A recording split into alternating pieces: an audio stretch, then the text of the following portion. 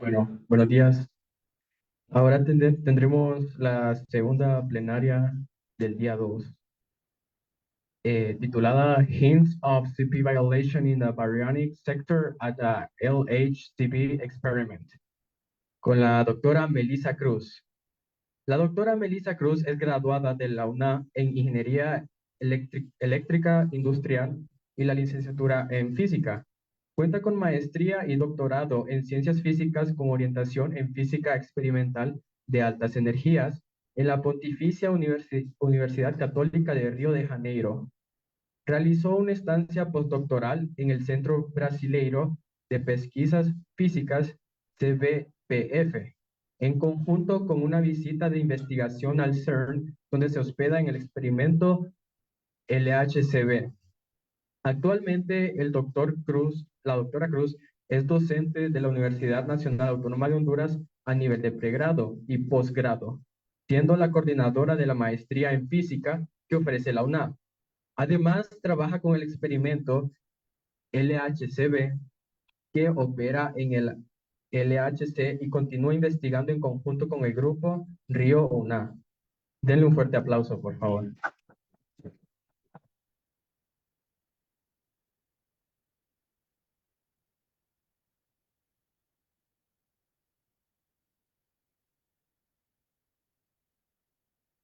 Uno, dos. Ok, muchas gracias por esa introducción. Pues entonces los que le voy a presentar ahorita son hints, le llamé hints y va a quedar claro por qué es hints, ¿verdad? Del fenómeno de violación CP en el sector bariónico. Esta es una investigación realizada con los datos del experimento LHCb, ¿ok? Que es el Large Hadron Collider Beauty, que voy a platicar un poco más dentro de poco. Entonces, está un poco la pantalla, pues así. Bien, solo una breve introducción. Pues ustedes saben, ¿verdad?, que la física de partículas o la teoría que sustenta las partículas elementales de la naturaleza y sus interacciones es el modelo estándar.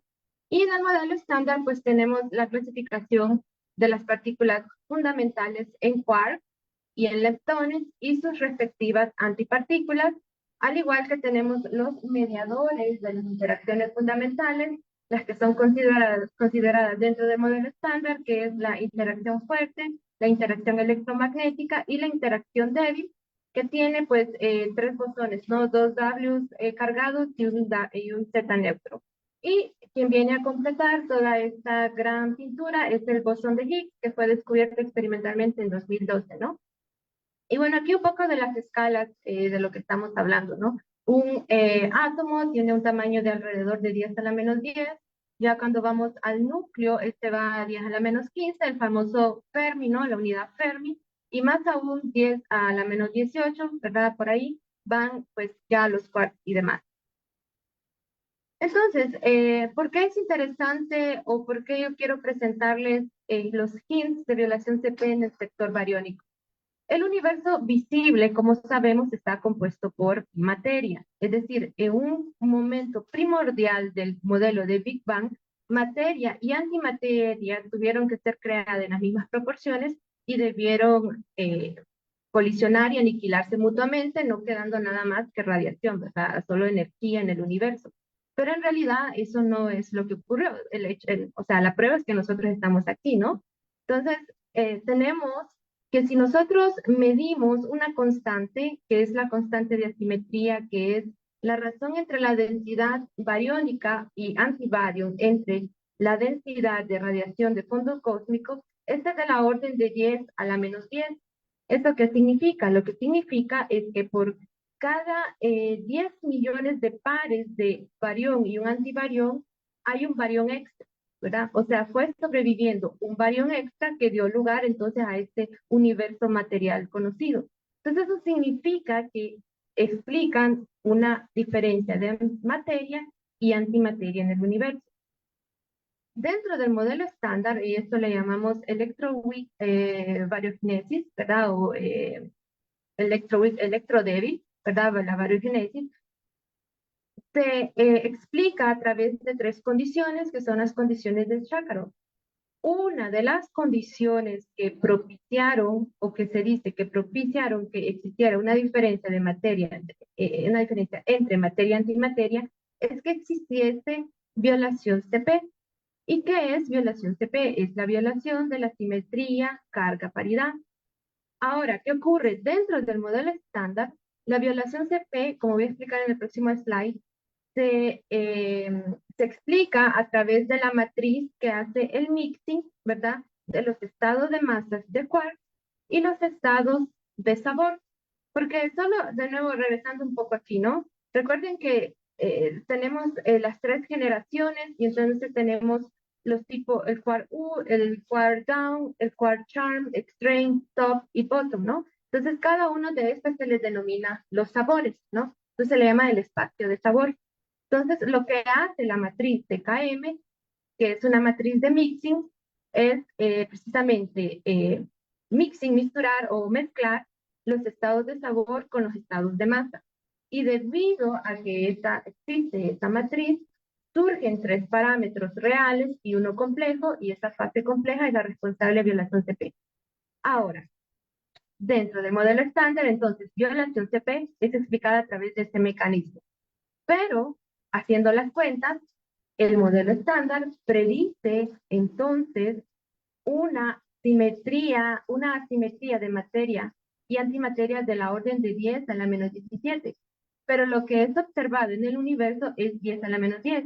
Entonces, ustedes se fijan, el modelo estándar todavía es insuficiente para explicar, o sea, no da base a explicar la cantidad o el tamaño de asimetría que existe en el universo. Es por tanto, debido a que las otras condiciones que dieron lugar a otras condiciones de Chácarov, ¿verdad? Que es la violación del número leptónico y la salida del equilibrio termodinámico, no las podemos reproducir, ya no. La única condición por la que nosotros podríamos estudiar, ¿verdad? Que acontezca esta simetría es precisamente encontrar nuevas fuentes de violación CP.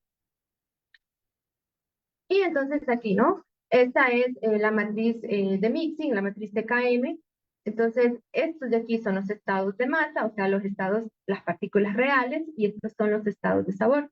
La existencia de esta simetría con valores fuera de la diagonal distintos de cero significa que un D' en realidad es una combinación lineal de un D, de un S y de un B, ¿verdad? Que son los quark down, strange y bottom, ¿no?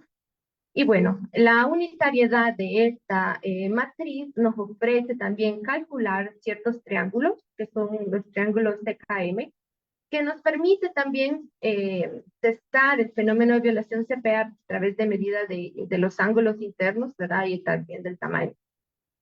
Este aquí es el cartoon que el LHCb publicó en 2019 cuando encontró violación CP en el sector de Chan. Y entonces lo siguiente, ¿no? Experimentalmente, la violación CP se ha encontrado en el sector strange, o sea, partículas o kaones que tienen en su contenido de el quark S, en charm, que tienen el quark C, en beauty, o sea, que tienen el quark B, pero aún no ha sido observado en el sector bariónico. Es decir, ¿por qué a pesar de tantos, ¿verdad? Y la primera evidencia de violación CP ocurrió en 1964, todavía no hay evidencia de violación CP en el sector bariónico? Y eso es algo que entonces existe un programa intenso a intentar entender y buscar evidencias de violación CP en este sector, particularmente en el HCV.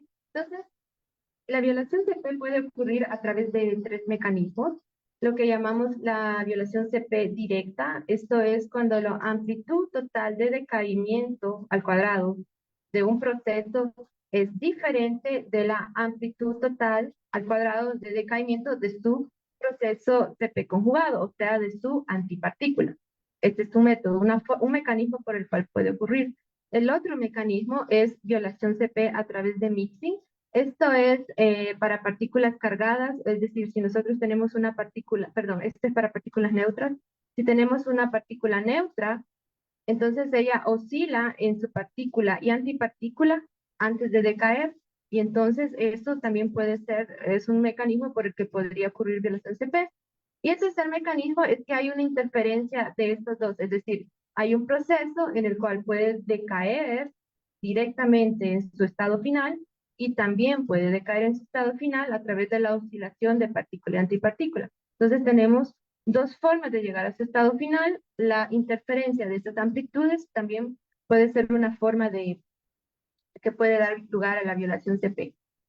Y solo mencionar que violación CP directa es el único mecanismo por el cual los mesones cargados podrían tener violación CP y también los bariones.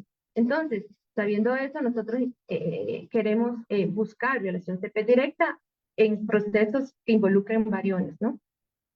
Y este es más o menos un cartoon. Este es el triángulo que sale de la matriz de KM y nuestro conocimiento actual. Solo, no puse la otra figura, pero imagínense que en un inicio esto que está aquí ¿qué color es? En café, era muy grueso, muy grueso. Este círculo amarillo era muy grueso, este verde también. Eso significa que entre mayor es la incerteza, menor realmente sé, ¿verdad? El valor que tienen los ángulos, ¿no? Entonces, esto a medida que han pasado los años y a medida que hemos tenido más datos, se ha ido y ha ido a la frontera de precisión. Aún falta, porque hay una proyección que esto mejore aún más con la inclusión de los datos del RON 3, pero en este punto tenemos una precisión bastante buena, ¿no? Por ejemplo, el ángulo gamma está alrededor de, el último valor que va a salir publicado como de 1.7 grados, ¿no? Entonces, realmente una buena precisión. Esto aquí es el cartón, ¿no? Violación CP directa. Tengo la partícula madre que decae en sus partículas hijas. Y esta es la antipartícula, ¿no? La antipartícula de una partícula se consigue al aplicar el operador C y el operador P, o sea, carga conjugada y paridad simultáneamente. Si esta amplitud es diferente de esta amplitud, entonces aquí ocurrió violación CP.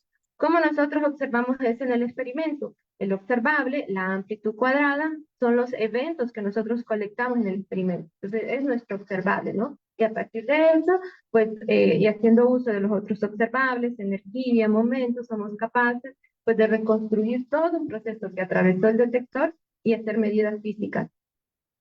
Esta aquí es la figura del mixing, ¿verdad?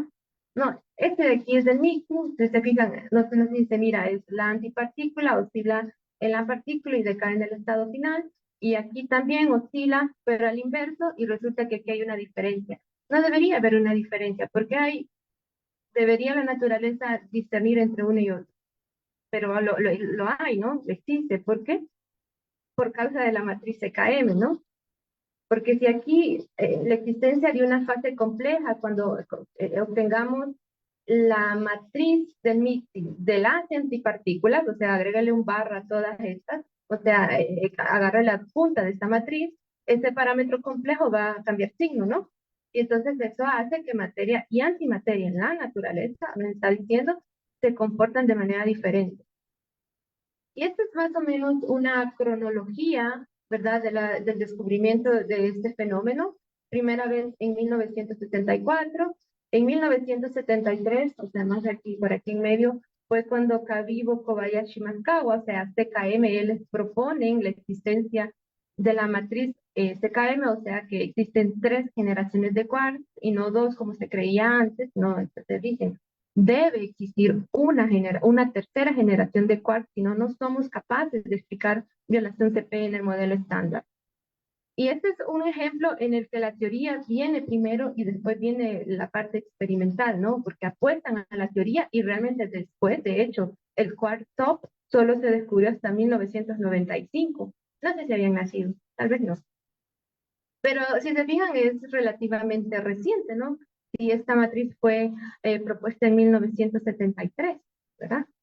Y bueno, luego en 1999 se encuentra violación CP en decaimientos de caones neutros, en 2001 en decaimiento de B0, esta es una partícula, todas estas son mesones, el caón, el B0, el B cargado, el D0, son mesones. ¿Qué significa cuando digo que son mesones? Están formados por un quark y un antiquark, ¿ok? Entonces, en 2004, violación CP directa en B0. En 2012, violación CP directa en un mesón cargado, en un B más menos, ¿no? Luego en B sub S, 0. En 2019, que fue el último gran descubrimiento, no sé si ustedes se percataron de esto en 2019, no sé, fue en Charm, o sea, era un sector que se llevaba una búsqueda intensa y no se había encontrado, pero en 2019 se encontró. Y llegamos a ese punto de la vida en el que todavía no tenemos una observación de violación CP en el sector bariónico. Entonces, 60 años después del descubrimiento del fenómeno, todavía no se ha observado en el sector bariónico. ¿Por acaso este será explicado dentro del modelo estándar o es que todavía no lo sabemos? Es decir, algo que tenemos que descubrir, entonces un nuevo campo, una nueva física. Pero definitivamente la búsqueda, ¿verdad?, de entender o buscar nuevas fuentes de violación CP enriquece nuestro conocimiento, ¿no? Nuestro enriquecimiento de cómo evolucionó nuestro universo a lo que tenemos ahora.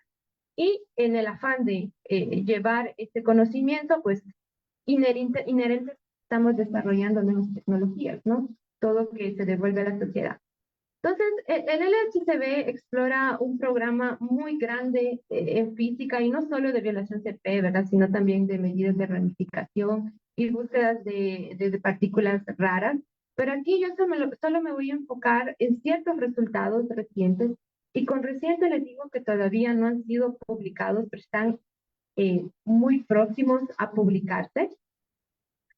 Entonces, por eso ustedes van a ver en los gráficos que tiene la palabra preliminar. ¿Ok?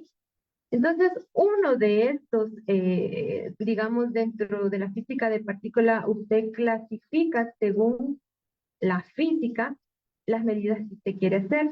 Cuando nosotros denominamos Charles B decay, nos estamos refiriendo a decaimientos que tienen transiciones de tipo B a U, del cual B al cual U o al cual S, y de tipo B a D, como están en estos pequeños extractos de los diagramas de Feynman. El caso es que tenemos diagramas dominantes tipo tree y tipo team penguin que contribuyen en la misma magnitud. Eso significa que ellos dos compiten y esa es una condición necesaria para poder observar violación CP directa, ¿no? Entonces esto hace este tipo de caimiento, o sea, Charles B. Decay como un laboratorio muy atractivo para estudiar, ¿no? Por lo que lo escogemos en el experimento. Aparte de eso, cuando tenemos decaimientos en muchos cuerpos, o sea, hay varias partículas en el estado final, estas multibody decays tienen estados intermediarios y estos estados intermediarios producen, ¿cómo diría?, trazos o dejan sus huellas en el espacio de fase de ese decaimiento. Entonces, explorar esos espacios de fase también es interesante para entender el fenómeno. Y bueno, solo un pequeño interludio, pues, es el detector. En realidad el detector es una serie o una sucesión de subdetectores. Tenemos aquí el velo, aquí es donde colisionan los protones que se aceleran a altas energías, y es en este punto entonces cuando nace una lluvia de partículas secundarias, ¿no? Entonces estas partículas secundarias atraviesan todo el resto del detector y van dejando sus signaturas en el magneto, en estación de trazo, en estación el Rich, que es los dos detectores Rich que identifican el tipo de partículas, la cámara de muones, que se imagina que mide muones, no son los únicos que pueden llegar hasta allá, y bueno, los calorímetros que miden la energía depositada por estas partículas. Y bueno, en el detector, en el experimento, tenemos ahorita el RON data, que son los datos colectados en 2011 y 2012, y el que denominamos el RON2 data, que va de 2015 y 2018. Y ahorita, exactamente en este periodo, que ya pasó lo que le denominamos el long shutdown o technical stop, estamos en el RON3, ¿verdad? Estamos en el RON3. Pero estos datos se están comenzando a explorar y los primeros resultados van a salir el próximo año. Y más o menos esta es la caverna del LHCb, está ubicada, bueno, en la frontera franco-suiza, pero el LHCb queda ya dentro de Francia y es una caverna 100 metros bajo tierra, entonces uno baja en un acelerador, un elevador gigantesco, pero llega súper rápido. Y no sé, vamos a ver, este es el detector y no sé si ustedes lo consiguen y se mira aquí. Tal vez no es tan evidente, pero si lo superpongo, ahí está el detector, ¿verdad? Es este, es este. Y bueno, esto tiene una longitud de 20 metros. ¿Ok? Entonces, regresando, ¿cómo nosotros medimos violación CP en el sector bariónico? Sabemos que la única forma de observarlos es a través de violación CP directa y tenemos varios métodos, ¿no? Tenemos el método simplemente por conteo, es decir, usted proyecta la distribución de eventos en su masa invariante para una partícula y su CP conjugado, que es su antipartícula, y mira si hay una diferencia, ojo, ¿no? Y después hace un ajuste de masa y extrae el número de eventos. Si hay una diferencia y usted corrigió por efectos experimentales, eso es violación CP. O sea, estamos observando, valga la redundancia, el observable de la violación CP. O sea, solo para dejar claro, el fenómeno es violación CP. Su observable es la asimetría. Lo que nosotros podemos medir es la asimetría. Ese es el observable CP, ¿ok? Tenemos otros métodos como el Triple Product Asymmetry y también la medición indirecta a través de otros parámetros, ¿no? Sé que es mucha información. Por ejemplo, anteriormente se había encontrado un fin de violación CP en este decaimiento, lambda B en P. P es un protón y 3 piones con los datos del RON 1. Pero ¿qué aconteció? Cuando se adicionaron los datos del RON 2, esa aparente, ¿verdad?, evidencia desapareció, no se pudo concluir más. Entonces, por eso es la importancia de seguir siempre adicionando más datos y por eso es que los aceleradores continuamente, ¿verdad?, siguen produciendo más datos y aún más se están preparando para la era del High Luminosity. No sé si han escuchado eso, y el Future Circular Collider. Y entonces, un primer resultado. Este es como les dije, está en preparación, todavía no ha sido publicado, está en el proceso de escrutinio dentro de la colaboración. El paper ya tiene un borrador. Imagínense que para que estos papers salgan a la luz, se revisa cada punto, cada coma, cada palabra, de modo que cuando llega a la revista, es prácticamente la colaboración se asegura que este artículo tenga que ser aceptado, ¿no? Ese es el grado de escrutinio que recibe cada uno de las análisis y de los papers que nosotros queremos publicar. Y entonces este es un decaimiento de un barión, lambda B, que va en un protón y otra partícula que le denominamos H. En realidad H puede representar o un kaon o un pion. Entonces, este decaimiento es interesante porque, bueno, fue analizado con los datos de 2011 y 2012, y aquí no se mira tanto, pero teóricamente se predice que en este decaimiento podrían existir violación CP del orden de hasta 30% o del orden de 2% y 1%. Lo que acontece es que las predicciones teóricas tienen asociadas grandes incertezas. Entonces, si tienen asociadas grandes incertezas o errores, prácticamente no tenemos como certeza, ¿no? Otra vez la palabra, para saber si eso es verdad o no. Entonces, ahí es donde viene que para realmente esto ser comprobado se debe realizar, ¿verdad?, la medición experimental. Entonces, los experimentos que han realizado medidas de violación CP en este canal es TDF y el LHCb RON1, y quien domina la media mundial son los datos del LHCb de la orden de 2%. Claro, estos dos valores se promedian adecuadamente, ponderadamente, y lo que sale en el PDG o el Particle Data Group es la media de ambos resultados, no únicamente el de un experimento, e incluso también se pueden incluir las predicciones teóricas.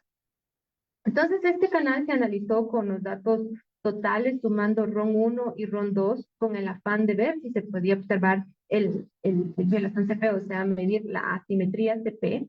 Y entonces la estrategia que se siguió es lo siguiente. Uno calcula la asimetría raw, que es la asimetría raw o asimetría cruda, es la extracción del número de eventos en la distribución de masa, o sea, en el espectro de decaimiento para la partícula y la antipartícula, tal y como está aquí. Esto, esto. Es el número de eventos de la partícula menos, ¿yo?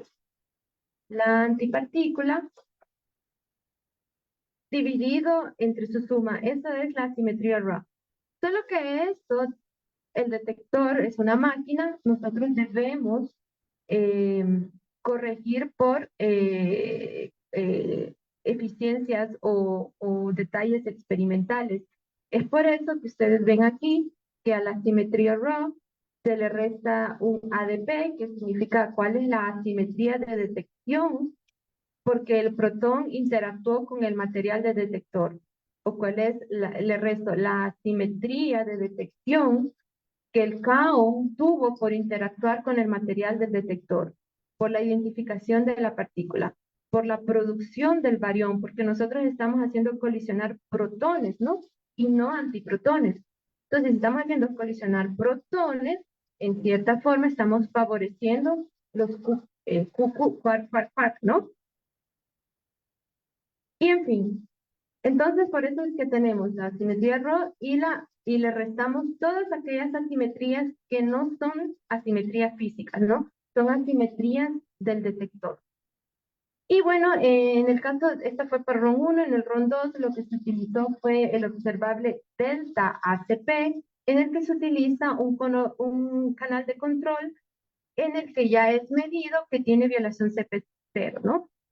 Entonces, al hacer esta diferencia, sabemos que si observamos una asimetría CP, va a ser debida precisamente al canal de interés de análisis.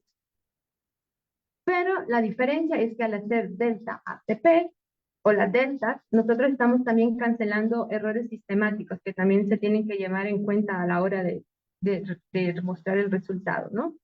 Y entonces, una poca explicación de cada uno de estos términos, no tiene por qué entrar en detalle ahorita, solo la idea general.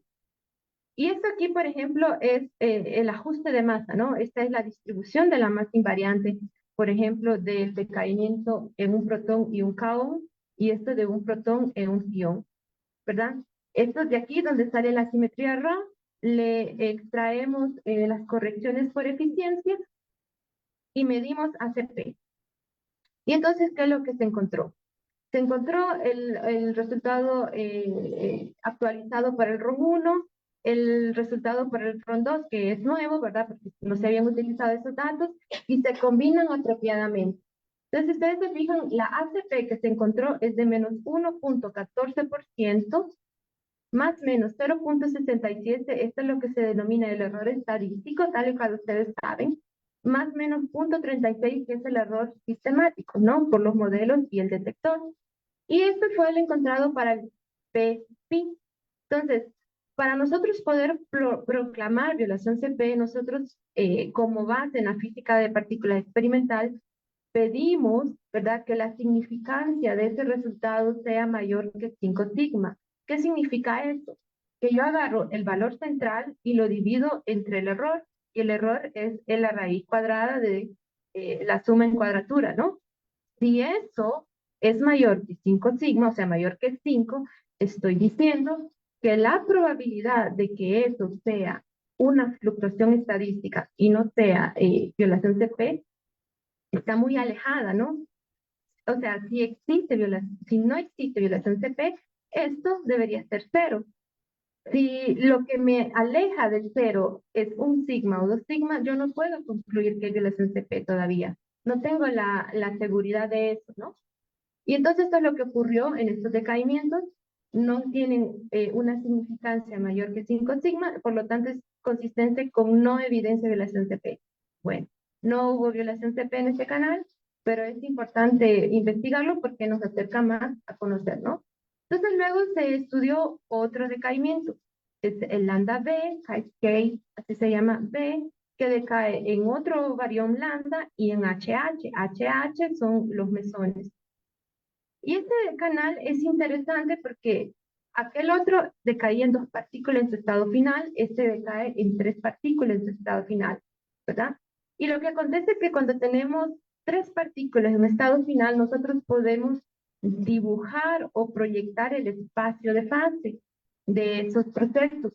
Y si tenemos el espacio de fase de esos procesos, nosotros podemos visualizar por ojo literal los estados intermediarios, ¿verdad? Por el cual, y los estados intermediarios aquí serían estos R, por los cuales ese proceso decayó.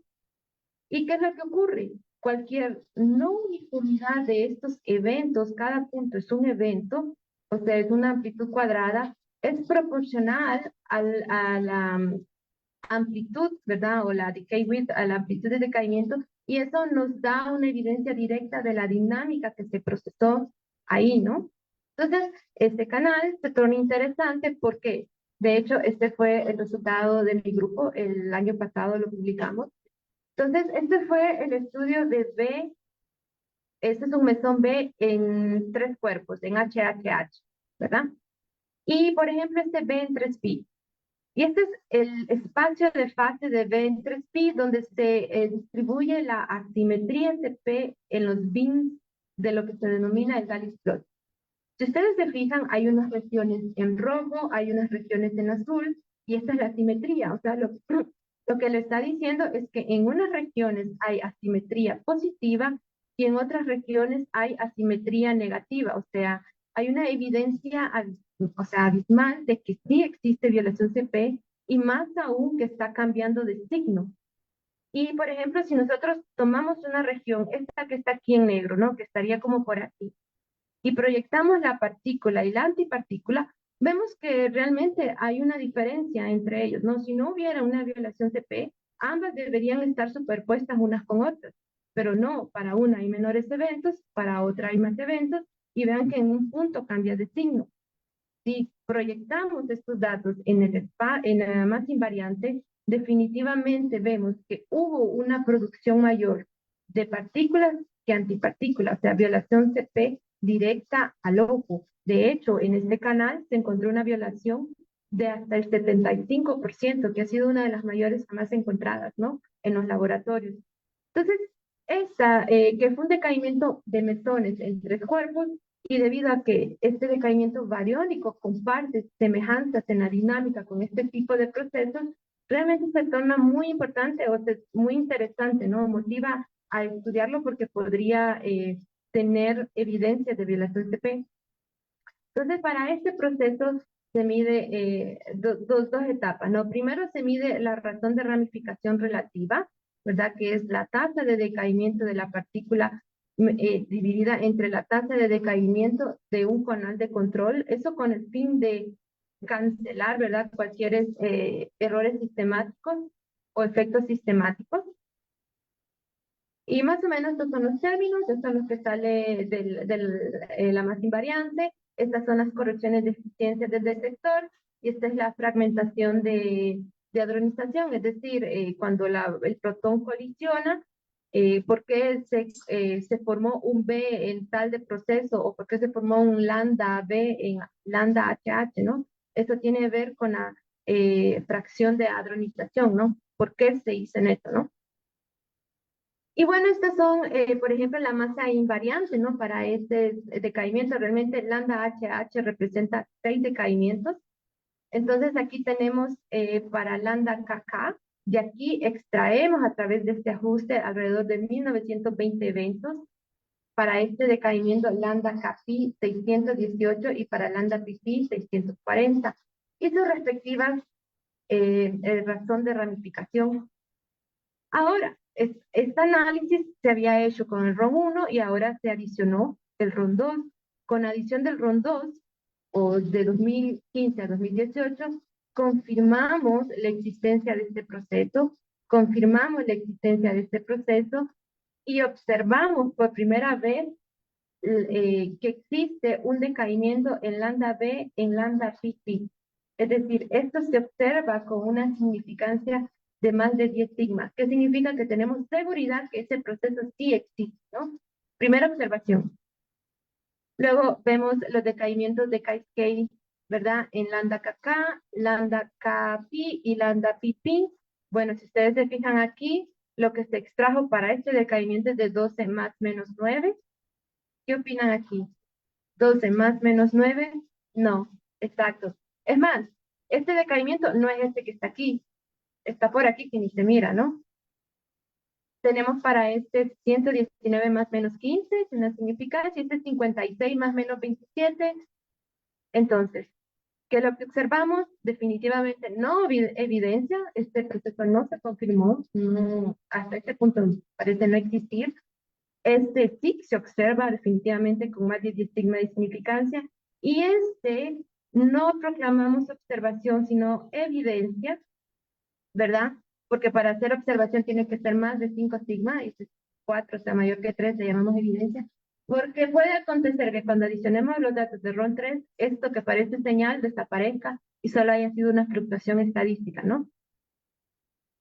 Y bueno, al tomar el canal con mayor estadística, que era el lambda B con KK, en lambda KK desde 1920, se encuentra una primera evidencia de violación CP en este proceso. Miren, para los otros, por ejemplo, 2.4, todavía no, 0.2, mucho menos, 2.1. Pero para este proceso se encontró con 3.1 sigma de significancia. Entonces, esto fue un resultado muy bueno. De hecho, hubo lo que se denomina un seminario CERN, que es el LHCb para todos los demás experimentos el 5, ¿cuándo fue el 5? La semana pasada, ¿no? La semana pasada mostrando estos resultados, que significa que pueden ser mostrados públicamente, pues yo los estoy mostrando, ¿no? Y bueno, si nosotros hacemos la distribución de este proceso separado para B más y perdón, lambda B y lambda B bar, o sea, partícula y antipartícula, y ponemos esta línea, vemos que definitivamente hay una diferencia, ¿no? Es decir, por ojo podemos ver que hay una diferencia, pero aún así es 3.5, 3.1 sigma, todavía no podemos proclamar que esta observación de violación CP o el decaimiento existe definitivamente, pero todavía no podemos proclamar observación. Ahora, viendo que este decaimiento tiene una estadística, la mejor de todos, pues hacemos la proyección de la asimetría CP en el espacio de fase. Claro, podemos, este es el Dalice plot porque es un decaimiento en 3 cuerpos, y vemos que, claro, si ustedes fijan el color, 0 o los azules es consistente con asimetría CP0, pero existen unas ciertas regiones que el color cambió, ¿no? De hecho, en amarillo, o sea, parece indicar una asimetría CP grande. Entonces, extraemos solo los datos de esta región y vemos, ok, ¿qué estado intermediario podría ser? Sería un estadio intermediario que contribuye en lambda K, un N estrellas, así se llama. Y proyectamos lo mismo, estos datos separados por partícula y antipartícula, y definitivamente se observa una diferencia, ¿no? Esto es, se encuentra entonces, se mide una asimetría CP, o sea, violación CP directa de la orden de 16%, ¿verdad? Con 3.2 sigma. Esto también es la primera evidencia de violación CP en una región localizada en un decaimiento bariónico. Entonces, es un resultado bastante interesante, importante. Nuevamente, repito, 3.2 sigma, lo anunciamos con cautela, ¿no?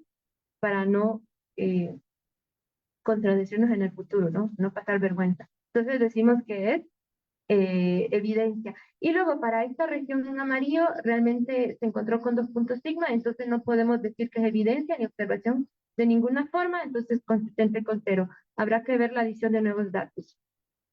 Y bueno, estos son los dos resultados bariónicos nuevos del experimento. Este solo quería mostrarles, pues, este es un tercer proceso, pero ahora mesónico, ¿verdad? El B es un mesón en otro mesón y en otro mesón, ¿no? Jet type, plus.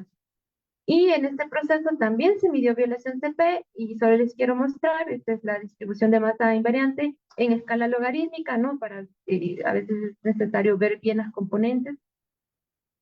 Y aquí también se encontró por primera vez violación CP directa en un decaimiento de un B a un charmonio. ¿Por qué se le dice charmonio? Porque el contenido de esta partícula es CC barra, ¿no? Entonces es un charmonio. Y bueno, entonces con esto Les digo que yo sé que es tal vez mucha información, solo me gustaría que quedaran con la idea de lo que se está haciendo ahorita en la física experimental, pues de partículas, ¿no? Que se ha encontrado la primera violación CP, evidencia de violación CP en este proceso y también violación CP en Charmonio, en este proceso de dos cuerpos no se encontró, pero que sigue un programa muy fuerte en el experimento y que por supuesto nos gustaría que luego la universidad participara totalmente en todo este programa científico, ¿no? Y gracias.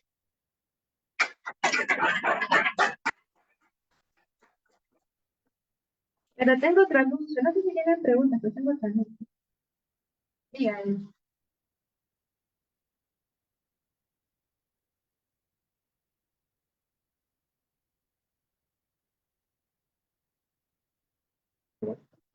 Aló.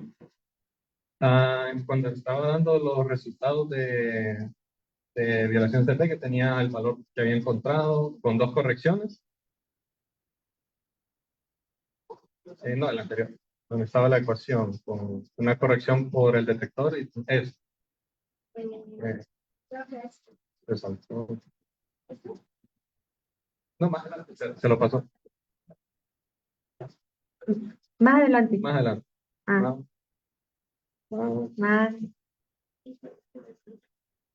Ahí es. Ah, En el verde, ¿verdad? Dice que está haciendo una corrección de eficiencia por considerando el experimento propio del detector, ¿verdad? Si tenemos colisión frontal o si tenemos con ángulo, o si tenemos, bueno, el magnet up o el down. Bueno, eso quería saber las correcciones debido a qué tipo de experimentos propios del detector están haciendo. estas correcciones experimentales entonces tienen la corrección debido a la aceptancia del detector, que usted es lo que menciona, ¿no? Porque el detector, ustedes se fijan, es así, ¿no? No es que abarca los 360 grados. Entonces, las partículas, o sea, salen dispersas para todas partes, ¿no? Pero nosotros solo tenemos una cierta abertura, porque, bueno, dinero, ¿sabe? No se puede construir todo. Entonces, se hace esta corrección debido a esta aceptancia del detector, se hace la corrección debido al criterio de selección que se usa para limpiar estos datos. Esta es una fuente, ¿verdad?, de eficiencia que es diferente de uno, ¿verdad?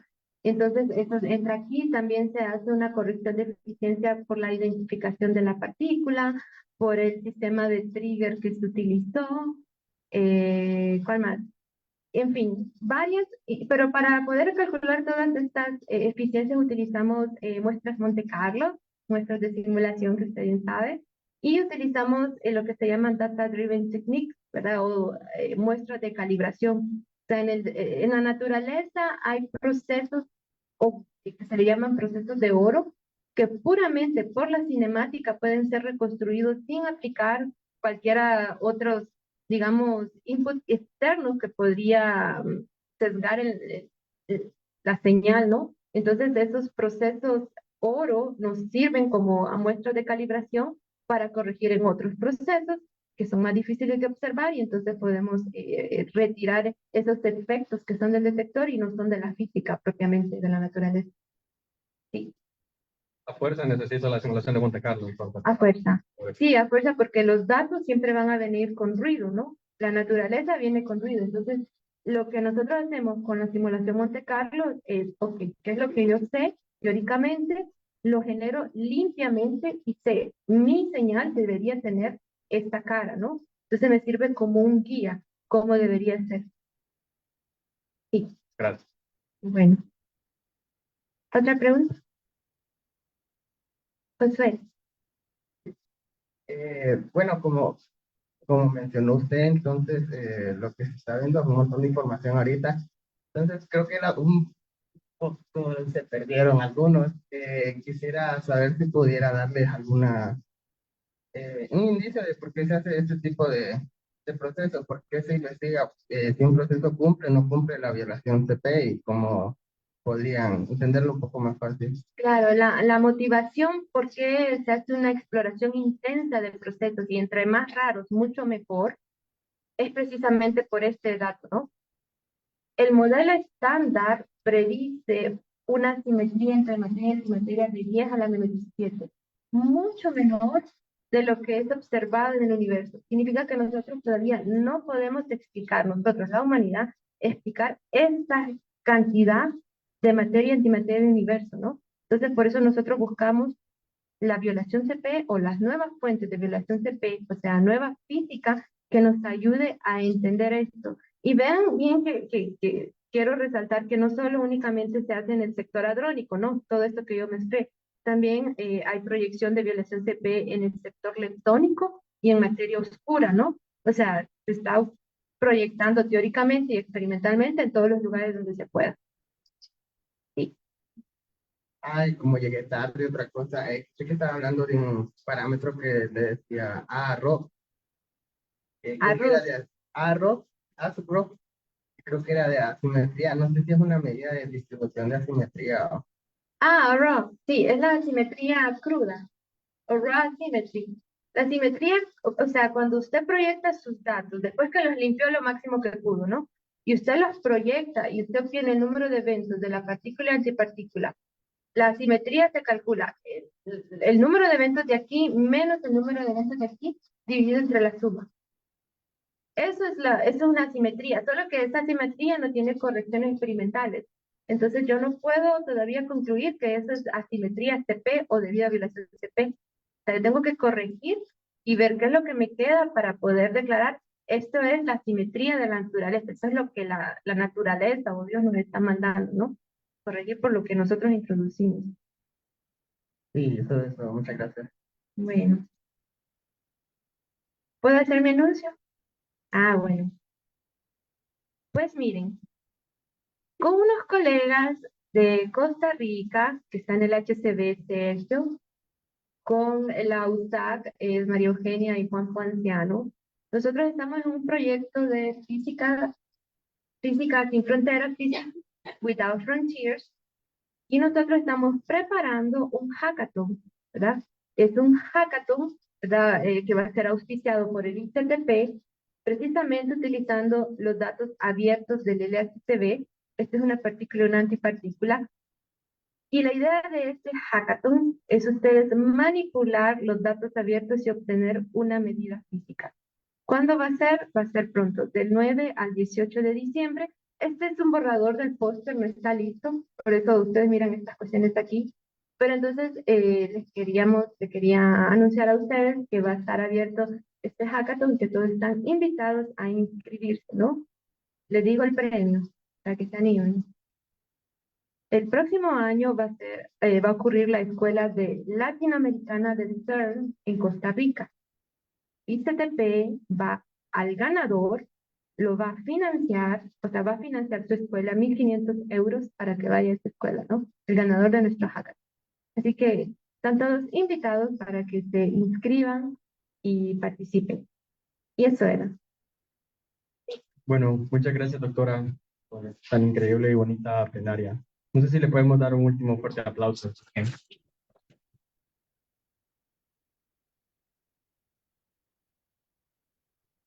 Bueno, ahorita tendremos un coffee break y regresaremos a la 1 de la tarde.